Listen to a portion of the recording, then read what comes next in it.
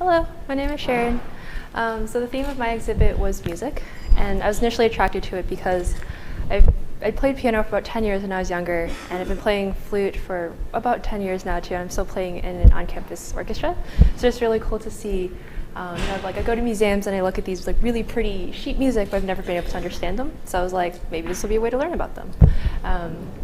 So sort of while I was looking and researching all of these different pieces, the biggest thing that I found was sort of how our understanding of music has evolved and changed over the years. If you look at the two medieval pieces, they're very like traditional, right? It's like sheet music, what you typically think of and associate with music.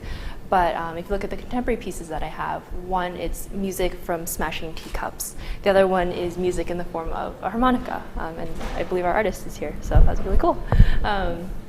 So that's sort of, just how our understanding of music and like what we can define as music and where we can find it. So just a brief overview of the objects. The large antiphonaries leaf that you see right there, antiphonaries, it refers to like a call and response in a choir. So these are typically for masses.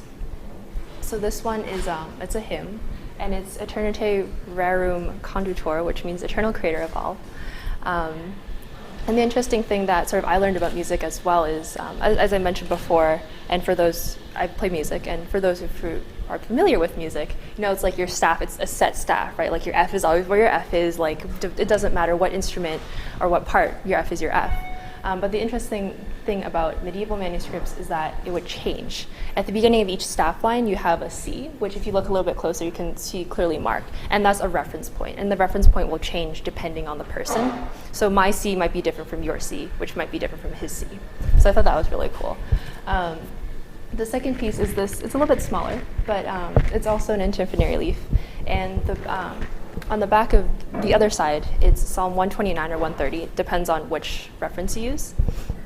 And the interesting thing to note about this one is that, as I mentioned earlier, antiphonaries leaves are used during Mass. So you'll see sort of cues to go to a prayer or to go to a soloist. And the interesting thing about this one is you can see where they've crossed out the prayer like 3 times.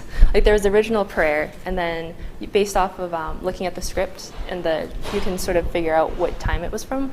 And then I believe it's like 15th century, someone didn't like it, so they crossed it out right in the margin on the left, an abbreviated version with, so it wasn't the full prayer, but sort of like little notes to help you remember.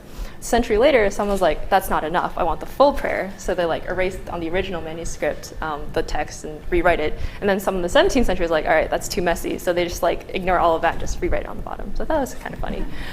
So also how, books aren't static. They're always changing with the people who use them. So moving into the contemporary pieces, the first one is, if you see the teacups right there, the artist, what she did, Melissa Haviland, was she would just smash teacups, and then depending on the speed at which you play back the smashing, it sounds really pretty and it sounds like a bell. So it's sort of interesting to see that you don't typically associate smashing teacups with music. You think of it as someone being clumsy, or it's not music, right? But if you slow it down and think about it differently, it's interesting to see how you can find music in the everyday. A lot of our work also deals with gender stereotypes and etiquette and those sorts of issues. So smashing a teacup is also smashing gender stereotypes, which is always fun. So the last piece is the butterfly harmonica, and this is, I think when I first saw the exhibit, or all the pieces for the exhibit, that was the one I was attracted to initially because it's just so pretty. It's a butterfly harmonica, and it has strips of mylar. It'll be 2 strips of mylar and then a strip of sheet music. And the sheet music is for a song from 1945 called Till the End of Time.